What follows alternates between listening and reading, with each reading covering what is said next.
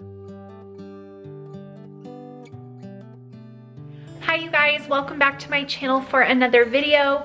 Today I am going to be sharing with you guys a live language arts lesson with my son, my older son, who is in the 7th grade using the Good and the Beautiful Language Arts Level 7.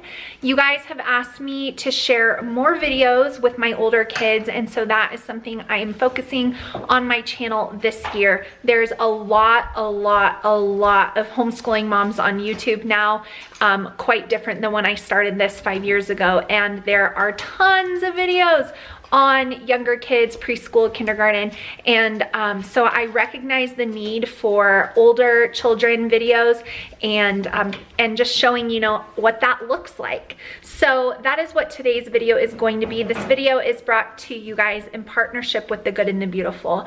And if you're new to my channel, we've been using the Good and the Beautiful in our homeschool for, this is our 3rd full year, and then we did like a partial trial of something. So about 4 years. We love them. We love their curriculum. I've seen how it's taken my kids from where they once were to where they are now, doing level 7 language arts, writing beautifully, drawing beautifully, and I just love their language arts curriculum.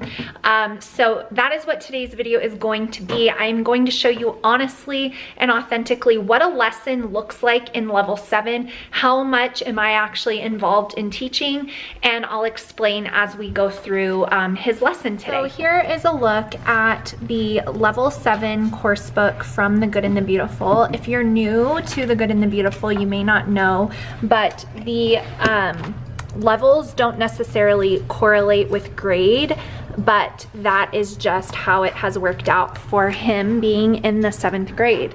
You can see that he is on lesson 71 in his language arts this year. I believe there's about 130 total lessons in, or a little more than that actually, so maybe 140 lessons. So we're exactly about halfway through this language arts book. Now, one thing that I just want to mention really quickly is that no lessons are the same in the Good and the Beautiful's language arts for all levels. They all have a variety of things. So for example, here he was practicing some comma rules and family relationships. Then here he's practicing sentence structure, and I decided to film this video just for whatever lesson we were on. I wasn't going to wait until we were doing some type of, you know, lesson that I thought you guys would want to see. So the lesson he needs to complete today includes reading in his book that comes with the curriculum. So he needs to read chapter 4. He is going to underline the correct answers here to demonstrate comprehension, and that is all his lesson is for today. Yesterday he was working on his fictional story for 30 minutes. So because this lesson is so short today, I'm gonna go ahead and have him do this. It's reading an entire chapter in a book, so that, you know, will take, you know, maybe 15 minutes or so. And then I am going to have him do lesson 72, where he's going to work on his fictional story for about 30 minutes again. So I am going to double up those lessons just because each thing is, you know, not going to take him too terribly long. So that is what he is going to be doing for language arts today. He is typing that fictional story, so he's also getting practice typing there. In addition to his language arts lesson, every single day, what do you work on memorizing? States and capitals and memorization cards. Yes. So I have him do a handful of the geography and grammar cards. I just draw them out of a pile. We've been working on these things since level 4, and we review them. Some of them he knows like right away, sometimes he forgets, and so they recommend memorizing these for 5 minutes. So he does that, and then he also, where's your course book? In his course companion that goes with his language arts, he works on his ladders. He had these all memorized previously, but you know, it's something that if you're not really, you know, continuing to practice, so he was forgetting a few of them. So we added this back in. So he does this for 5 minutes, this for 5 minutes, and because we have been using the Good and the Beautiful language arts for so long, he is very self-sufficient. So he can read the instructions and do his lesson. Then once he does his lesson, what do we do after you're done with it? Usually spelling or word practice. Yes, and I check My work. and we go over it if there's anything.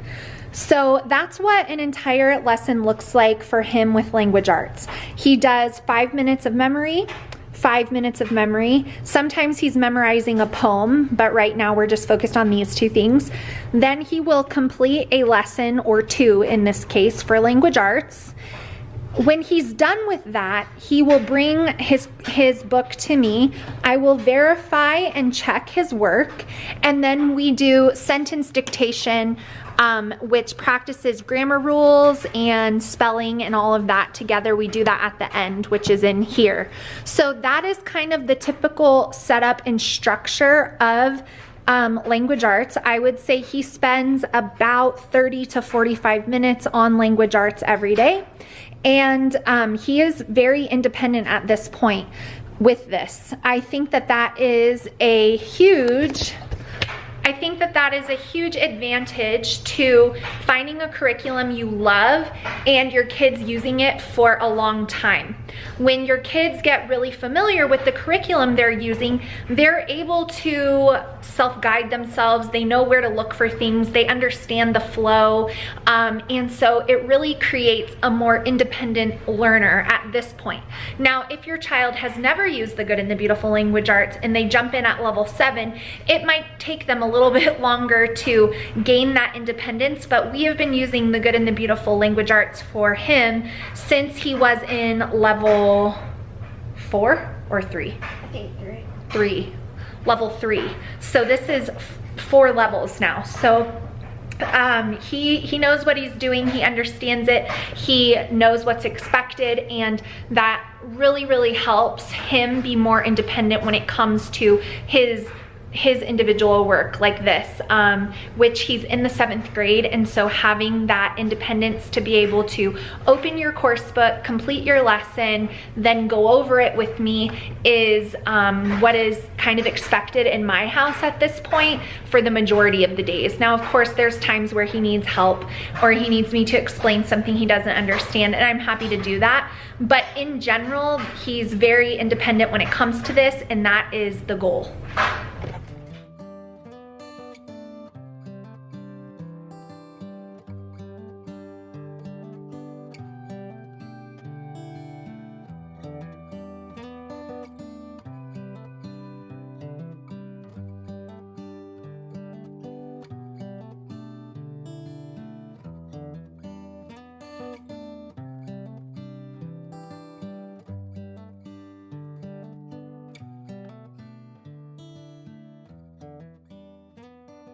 Don't like to read at their desks, so he's gonna take his favorite classics reader and go into my room and read on my bed, because that's definitely more comfortable than sitting here. That's what they all do, actually. So he's going to go in there and read his chapter, and then while he's doing that, I'm able to be out here and helping and, you know, doing lessons with my younger one if I need to. She's got her independent stuff right now, and my oldest is taking a test, so she's doing her own thing. So right now I'm just kind of able to be out here and make sure everyone's focused and doing what they're doing. But he's in 7th grade. I don't go and babysit him while he reads a chapter.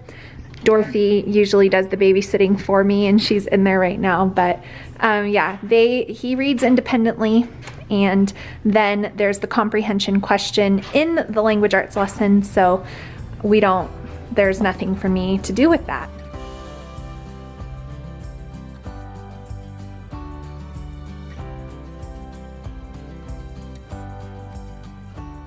Reading, and he came right out to answer his comprehension questions, and he's able to do that obviously himself after reading the chapter, and then he's going to work on lesson 72, so go ahead and check that one off, for working on his fictional story. What is your fictional story You don't have to say what it's about, but what is the lesson? Meaningful relationships with people. Family? Yeah. Yes. So he's writing a fictional story that demonstrates a meaningful family relationship. They gave him the option of creating his own or using their example, and what did you decide? Creating my own. Which is always what he decides, to create his own. So he's going to grab the laptop, and then he'll be able to continue working on that, and he'll just set a timer. You don't need to do 30 minutes, but maybe 20. Okay? Here is what I am doing as he is working on his fictional story for 20 minutes over there. So again, I get him set up, make sure he understands what he's doing, and then he really is able to work independently over there on this particular lesson, which is nice. So then I can sit over here and work with her on her Unit 3 review. Here was a previous assignment where it had him do a pre-writing day where he was able to organize his ideas, and then there's the typing that he's done so far. So when my kids work on writing assignments from The Good and the Beautiful like this, I will verify it once it's complete, and then we'll go through it together. So I just make sure he's doing the work, but I'm not actually reading or correcting anything that he's written until the very end. That's just the way we like to do it. But in The Good and the Beautiful Level 7, anytime they write, they always have a pre-writing activity, which is really good for helping kids organize their ideas, especially if you have a really imaginative kid that has a lot of ideas. It can sometimes get derailed because there's so much going on and they lose focus of the point of what they're writing. So this helps.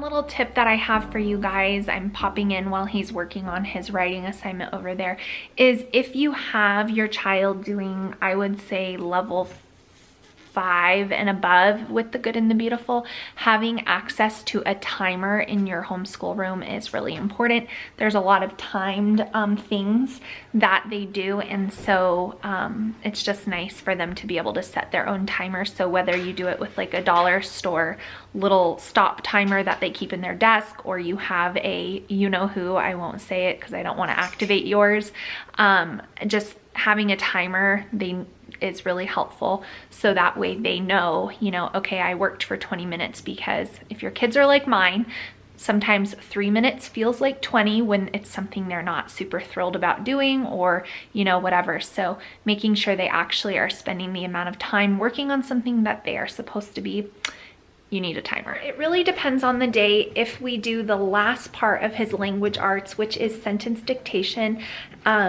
right when he's done with his language arts, or sometimes we'll do that when he's completed everything else for the school day. We'll kind of circle back to the language arts. It depends on what I'm in the middle of with my younger kids, and he knows that.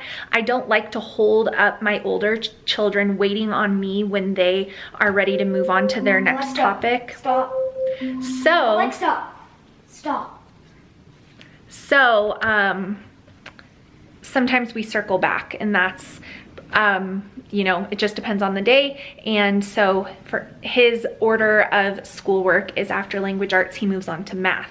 So if I'm not available to do his sentence dictation with him, which I'll show you guys what that is right away when he's done, then he'll move on to math. And once he's done with math, then I'll probably be wrapped up with what else I was doing with my younger kids, and we'll come back together, check his lesson, and do the sentence dictation. So we have come back together, circled back, and as you guys saw, this was a writing lesson. So there isn't really anything for me to check. However, you can see in lesson 74, there's specific things that need to be included in the writing. So if this were today's lesson, I would obviously ensure that that was taken care of. So there's nothing for me to check on today's lesson, but if there was sentence diagramming or anything, I would verify it is correct.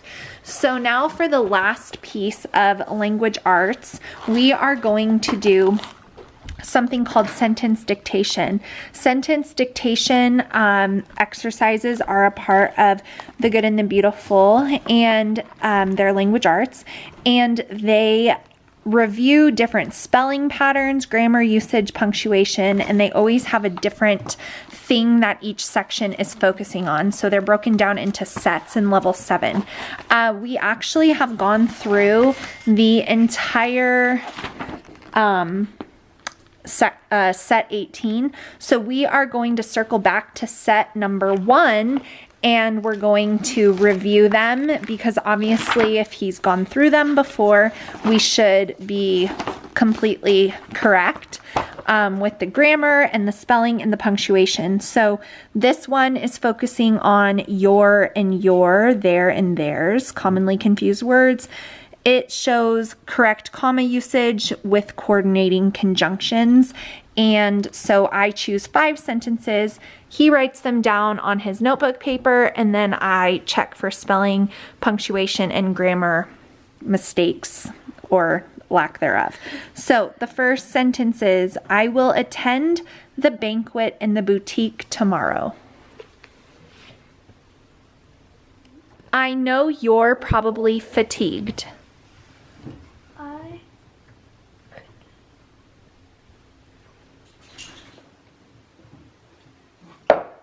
Liv, write this on your list in your binder. Syrup. It's book 2. Oh, syrup. Here you go. I'm gonna name my dog Syrup. Now I know why it's like that. Next one. Yes. There's no reason to exaggerate, and there's no excuse for lying.